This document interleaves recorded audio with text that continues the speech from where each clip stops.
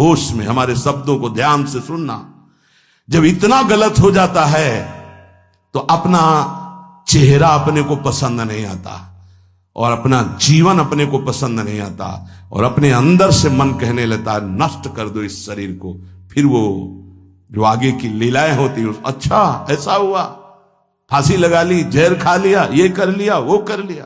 यदि तुम परमार्थ के पथिक हो, ये तीन बातें नहीं है तो तुम्हारा पतन हो चुका है। हमारा मन भजन में ले, होटलों में खाओगे, भजन में मन लगेगा, अशुद्ध आहार करोगे, मनमानी व्यभिचार प्रवृत्तियों का दर्शन, संभाषण और क्रिया करोगे और तुम्हारा मन सच्चिदानंद प्रभु में लग जाएगा। तमाशा समझा है, तमाशा समझ लिया अध्यात्म में मन को लगाना। अपनी दिनचर्या में इतना पावर है कि जहर भी समन हो जाएगा। मीरा जी का समन हो गया ना। अगर नियम है 1:45 बजे उठने का, स्नान का, तो 1:45 बजे ही उठना चाहिए, 2 नहीं बजना चाहिए। अपने पास सामर्थ्य होने पर नीचापमानम सुधा, वो नीच है, हम उस पर शासन कर सकते हैं, पर उसके द्वारा किए हुए अपमान को सह गए और अंदर से मनाया भगवान तुम्हें सुखी रखे, स्वस्थ रहो। जिसका इंद्रिय मनोनिग्रह युक्त समय व्यतीत होता है भगवत चिंतन में, वो महापुरुष है। अभी वर्तमान में ही है, चिंता मत करो, स्थिति जागृत होने में देर नहीं। सच्ची सच्ची तुममें बहुत सामर्थ्य है, जागो। अगर झुक गए तो रौंद दिए जाओगे। ये 8 बातें भगवत भक्त अपने जीवन में जांच ले कि है कि नहीं है, अगर ना हो तो धारण कर ले। पहला है, संत महापुरुष आपके जीवन में है कि नहीं, ये जांच करनी है। देखा है हमने, अगर किसी संत को आदर्श मानकर आप नहीं चल रहे हो तो दिमाग को खसकते हुए देखा, खसक गया है दिमाग। वो मनमानी आचरण केवल सिद्ध बनने के लिए कर रहे हैं। उनके आचरण ऐसे कि भोले भाले लोग ये समझे कि ये तो सिद्ध है। और जानते हो सिद्ध किसे कहते हैं?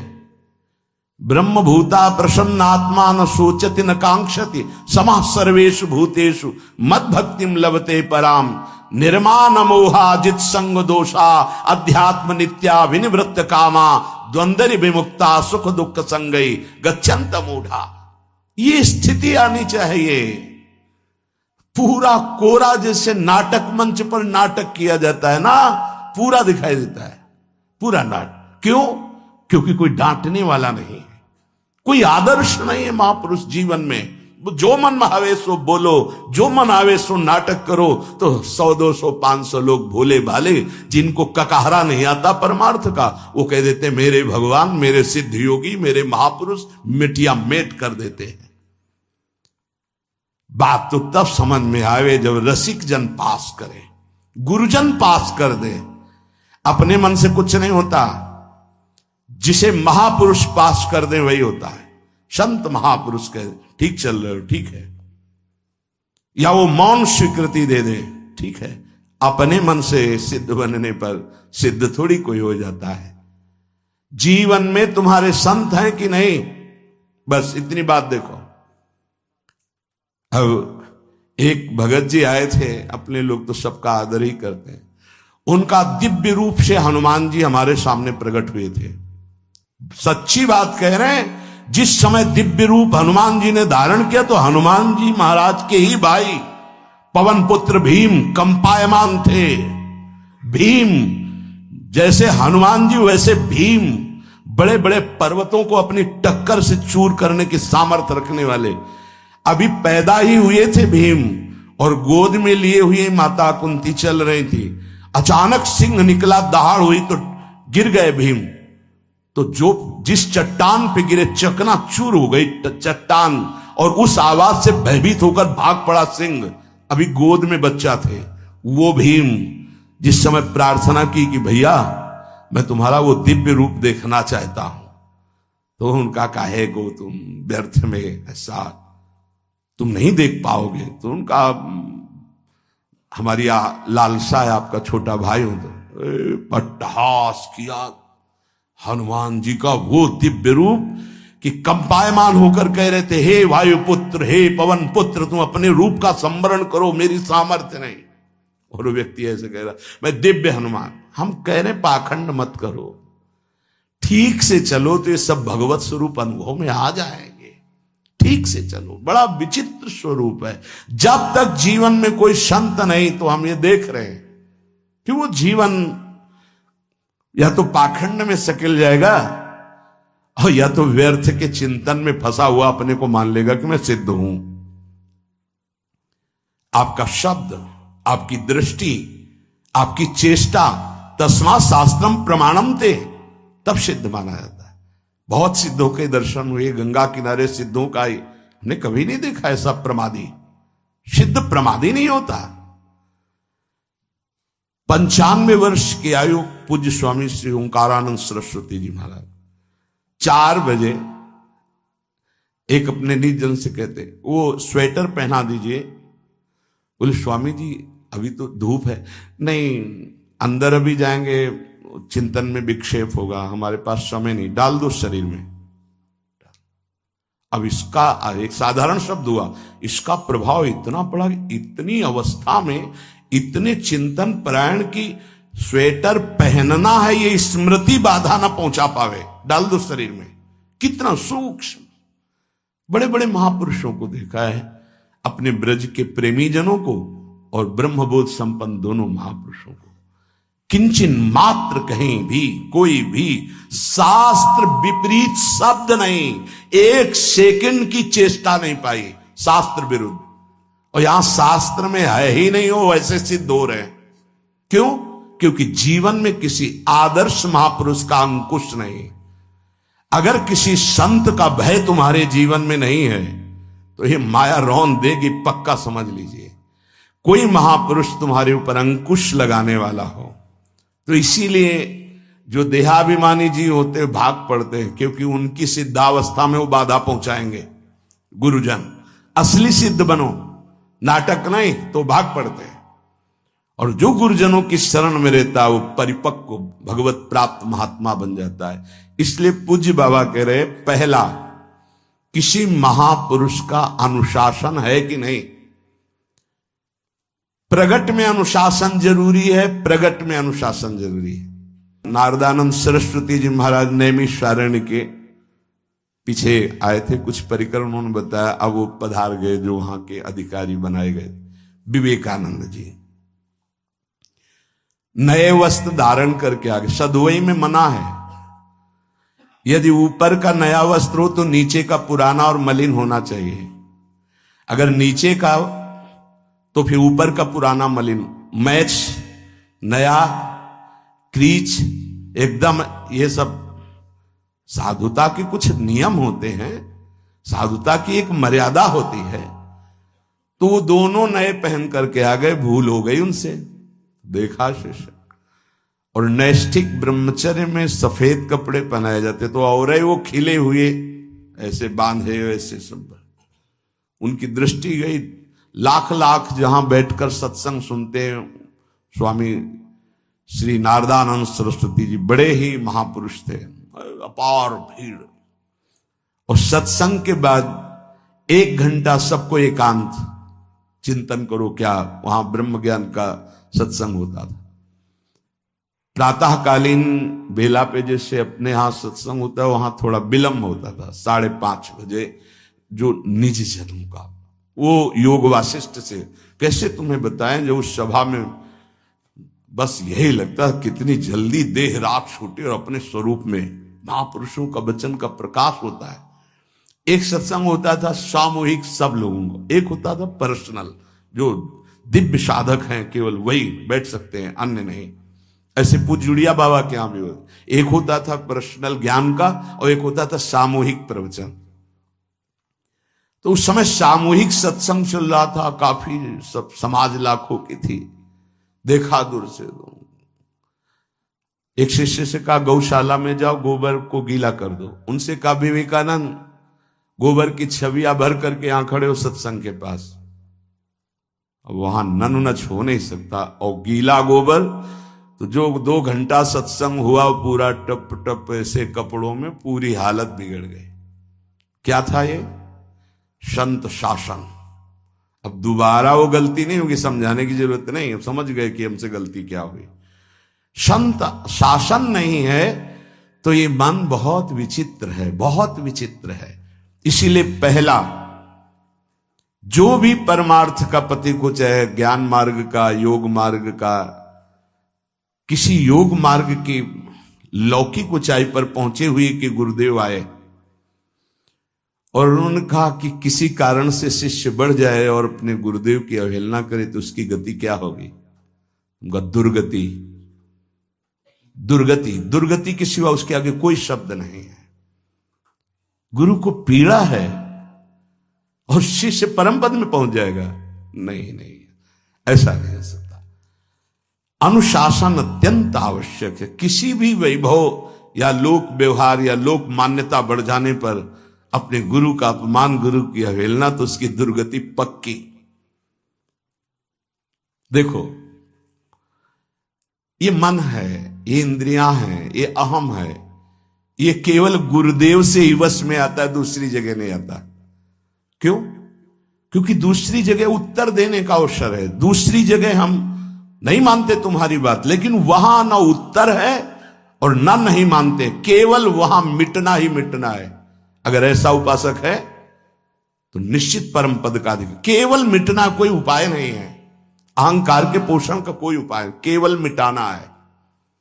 रो लो, चिल्ला लो, जो तुम्हें करना है कर लो, आना तुम्हें इसी मार्ग में पड़ेगा, दूसरा कोई रास्ता नहीं। बलिहारी घेर करके नष्ट कर देते हैं हमारे मन की मनमानी को, हमारे अहंकार को। इसलिए जीवन में प्रगट में जिनके जीवन में संत हैं और वो स्वीकार करते हैं उनका अनुशासन, उन्हीं का जीवन प्रकाशित होता है, पक्का समझ लेना। दूसरा, भागवतिक मार्ग में चलने वाले उपासक को सांसारिक पुरुषों की मित्रता करके उनकी संगोष्ठी में नहीं बैठना चाहिए। इस बात को बहुत अच्छे से समझ लो। सांसारिक पुरुषों की जो वृत्तियां होती हैं उनमें बड़ा आकर्षण होता है भोगों का, प्रपंच का। जो साधक भ्रमणशील हैं, अगर वो गृहस्थों के यहां जाकर उनकी सैयाओं पर सोते हैं तो उनकी दुर्दशा क्या होती है चित्त की, वो खुद अनुभव करके देख ले।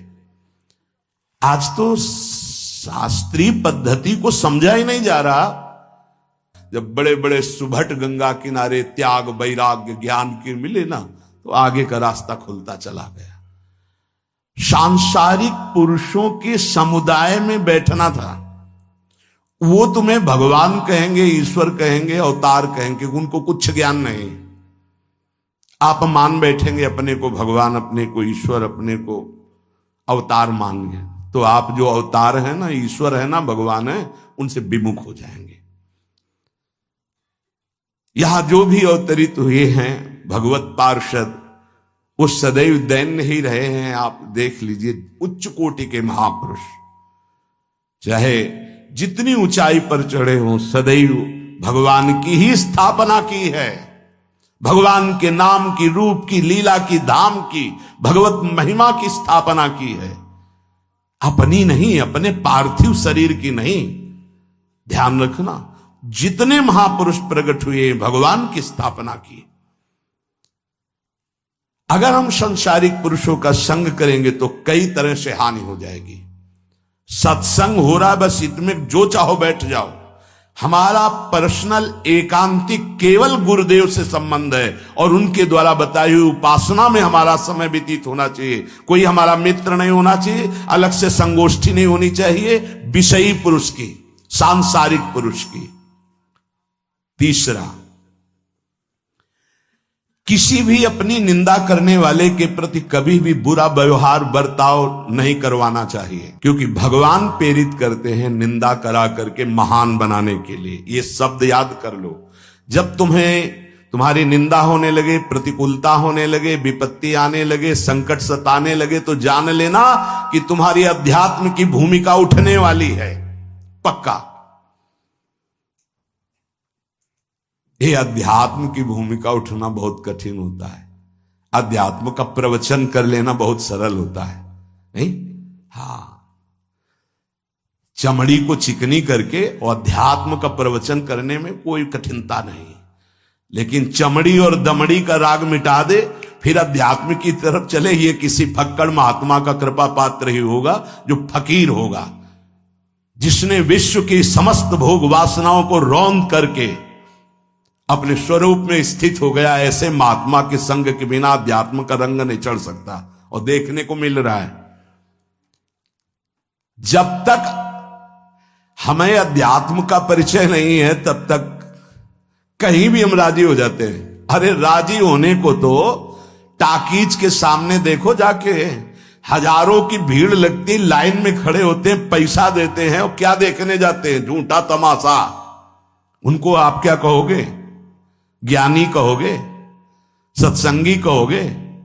भीड़ का इकट्ठा हो जाना कोई अध्यात्म का चमत्कार नहीं होता। तो अध्यात्म का चमत्कार तो अंतर की वृत्ति का परिवर्तन हो जाना होता है। नहीं तो अगर एक नृत्य करने लगे ना तो हजारों उसको देखने खड़े हो जाते हैं, फिर 14 संगीत बज रहे हैं, फिर इसके बाद अगर हजारों ये बैठे मनोरंजन कर रहे हैं तो इनका कोई मात तो नहीं। अगर एक महात्मा कह देता है कि तुम वास्तविक भगवत मार्ग के पथिक हो तो धन्य हो गया जीवन, और 1 करोड़ लोग कह दें कि परमार्थ का पथिक है तो मान्यता नहीं मानी जाएगी।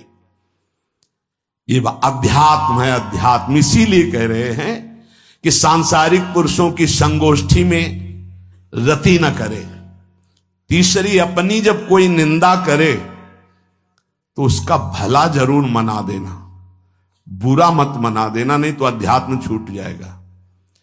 अपने पास सामर्थ्य होने पर नीचापमानम सुधा, वो नीच है, हम उस पर शासन कर सकते हैं, पर उसके द्वारा किए हुए अपमान को सह गए और अंदर से मनाया, भगवान तुम्हें सुखी रखे, स्वस्थ रहो, और कभी भी हम आपका विरोध नहीं करेंगे। जब अवसर मिले तब फिर हमारी निंदा करना। भगवान तुम्हें स्वस्थ रखे, तुम्हारा कभी अमंगल न हो। ध्यान रखना अध्यात्म।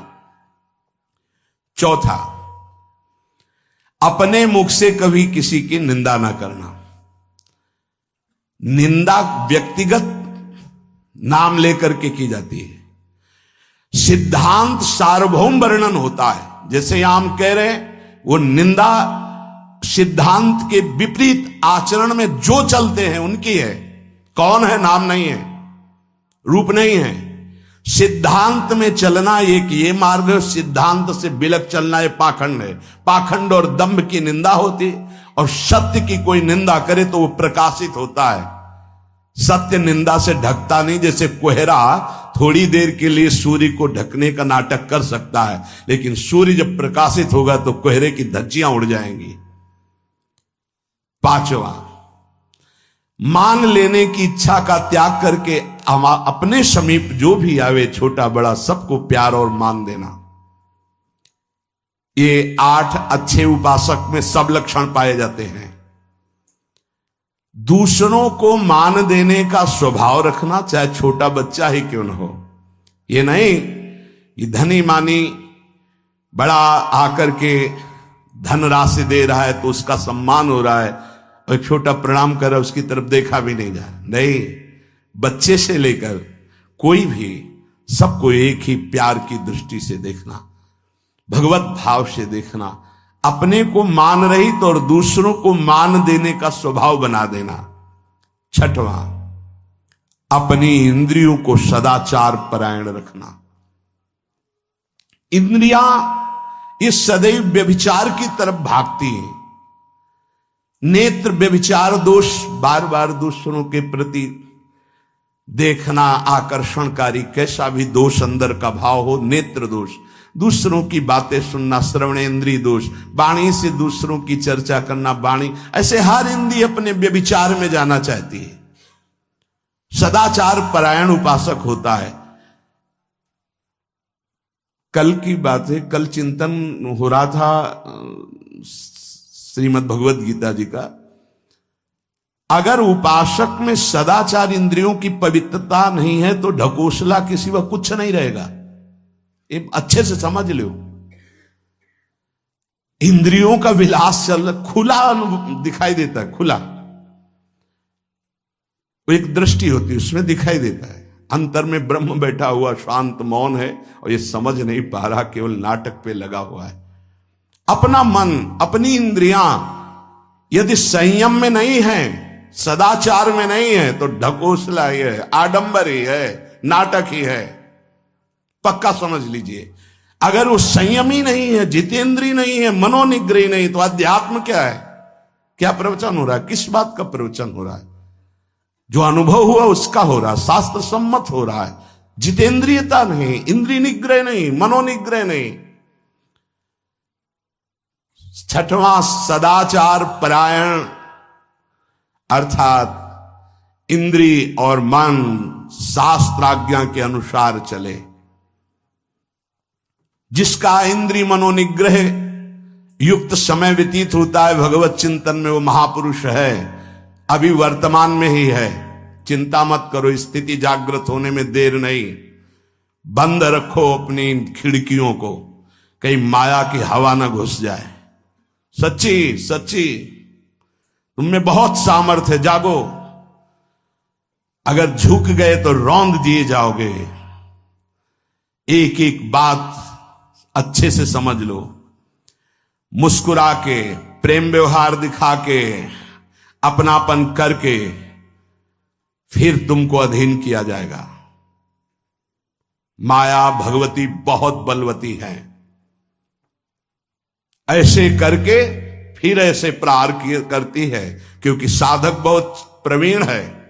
ऐसे में अपने को बचा लेगा, लेकिन ऐसे में बचाना बहुत कठिन होता है। हमारी बात को समझ लेना, ऐसे में बचाना बहुत कठिन होता है, बहुत कठिन होता है। समर्पण का मिश, सेवा का मिश, अपनापन का मिश। हमारी इंद्री, हमारा मन बहुत धोखेबाज है, हमें कोई धोखा नहीं दे सकता। ये हमारा मन, हमारी इंद्रियां हमको धोखा देती है। साधु, साधक, परमार्थ पथिक, भक्त इस बात से परम सावधान। सदाचार और सरलता, संयम के साथ हमारा समय व्यतीत होना चाहिए। किसी के गवाही की जरूरत नहीं है, किसी के प्रमाण की जरूरत नहीं। आप खुद अपने हृदय की भूमिका को नाप लीजिएगा, कितनी ऊंचाई पर चढ़ रहे हो आपको खुद अनुभव में समझ में आ जाएगा। जो इंद्रियों का गुलाम, मन के द्वारा भ्रष्ट आचरण करने वाला है, कुछ भी हो, कोई भी हो, कहीं भी हो, दुर्गति शब्द से ही संबंध है। जीते जी दुर्गति, फिर फांसी ऐसी लगे तेषम दुख न हो। सच्ची मानना, जब गलत हो जाता है आचरण, तो अपना मन अपने को कहता है नष्ट कर दो, ये जीवन किस काम का। होश में हमारे शब्दों को ध्यान से सुनना।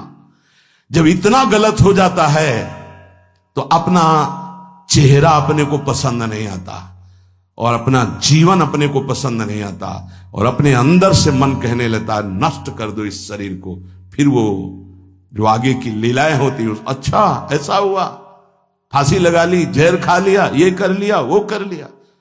वो इन्हीं इंद्रिय और मन की फिसलन को नहीं सह पाया। अच्छा, किसी महापुरुष का शासन नहीं था, नहीं, उस चूक में भी बचत हो जाती है। एक बहुत बड़े महापुरुष के समीप रहने वाले से चूक हो गई, तो उन्होंने अपने आसन के पास आसन लगवाया। सब साधुकों ने कहा कि बहुत बदनामी होगी, क्योंकि आपका नाम आगे है और वो आपके आश्रित है, ऐसा है किसी महापुरुष के। उन्होंने कहा तुम क्या समझते हो, ये बाया है, चूक हो गई, अब इसको कभी चूक नहीं होगी ऐसा बना देंगे, कभी त्रुटि नहीं होगी, इसको ऐसा बना देंगे। और वो फिर ब्रह्मावर्त बिठूर में रहे, और बहुत अच्छे महात्मा हैं, अब भी हैं। अगर संत का शासन है और आपसे चूक भी हो जाती है तो ऐसा बना देंगे कि दोबारा चूक नहीं होगी। पर इंद्रिय और मन को छूट देकर मनमानी आचरण करने वाला कभी साधक नहीं हो सकता, पक्का। और आप सच्ची मानना, आपकी एक बार इंद्रिय मन छूट हो गई तो जिंदगी भर दबे रहोगे, दहाड़ने लायक नहीं रहोगे। माया तुम्हारे को सदैव कोसती रहेगी, तुम्हारा हृदय जलता रहेगा। ऐसा कैसे हो गया, ऐसा कैसे हो गया। जब ऊंचाई की तरफ सोचोगे तो सामने वो, अगर प्रायश्चित करके मिटा दिया है तो बात है, नहीं तो वो कर्म सामने आ जाएगा। लगेगा नहीं हम इस ऊंचाई लायक नहीं है, नहीं हम इस ऊंचाई लायक। आपसे प्रार्थना कर रहे, अगर चूक हो गई हो तो उसको मिटा दो, नहीं आगे बढ़ने में बाधा पहुंचा देगा। अपने गुरुजनों से सलाह करके उसका प्रायश्चित कर लेना चाहिए। अगर गुरुजन कर दे जाओ कुछ नहीं तो कुछ नहीं, खत्म खेल, वो निपटा देंगे, वो करुणामय है, उनमें बड़ी सामर्थ्य है। पर छठवां सूत्र, सदाचार संयम जितेंद्रियता मनोनिग्रह साधक में होना ही चाहिए। जो साधक एकांत में मनोरंजन करके अपने जीवन को नष्ट कर रहे हैं, अच्छा होता गृहस्थ धर्म में रहते, बाल बच्चे पैदा करके मेहनत करके धर्म पूर्वक कमाते और समाज की सेवा करते। यदि अखंड ब्रह्मचारी वैराग्य मार्ग के पथिक हो तो चूक ना होने पावे प्रार्थना करते हैं। इंद्रियों को शिथिल ना होने देना, मन को शिथिल मत होने देना, नहीं तो ऐसा बंधन ये बांध देते हैं कि बड़े बड़ों को सर झुकाकर चलना पड़ता है, रौंद देती है माया। ध्यान रखना, सर उठाने लायक नहीं रह जाता। अगर इंद्रिय जन्य भोगों का आकर्षण नष्ट कर दे तो अपना मन अपने को जलाता रहता, धिक्कार देता रहता। कैसे हो गया ऐसे? तो कैसे हो गया? कीन हो इसकबहू अभिमाना, सुख हो वंचा कृपा निधाना।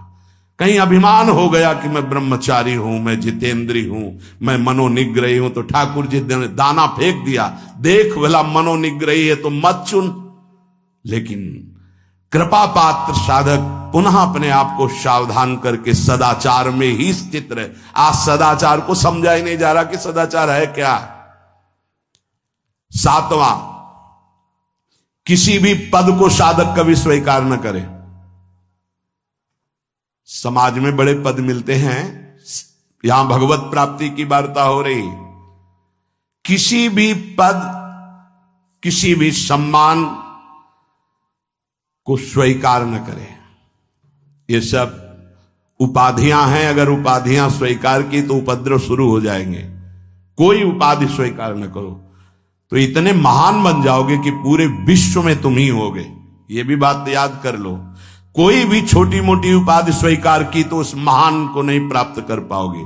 विश्व में तुम ही होगे, या तो ज्ञान में तो एक तुमसे बड़ा कोई है नहीं, और अगर भक्ति में तो तुमसे छोटा कोई नहीं, तो विश्व में तुम ही तो हुए ना। सब बड़े और आप छोटे, विश्व में आप त्रणादपि सुनीचेन, और ज्ञान तो हम ब्रह्मास्मि, सबको समेट लिया अपने में, एक के सिवा दूसरा कोई नहीं। यह है उपाधि रहित महापुरुष की स्थिति। कोई उपाधि स्वीकार न। अनंत ब्रह्मांडों का महारत्न इंद्र नीलमणि, जहां जहां भक्त मेरा चरण रखे वहां वहां रखूं हाथ, पीछे पीछे मैं फिरूं कभी न छाड़ूं साथ। इससे बड़ा कोई पद होगा? निरपेक्षम मुनिम शांतम निर्वैरम समदर्शनम अनुब्रजाम्य हम नित्यम पूये यत्यंगुरेणु भी।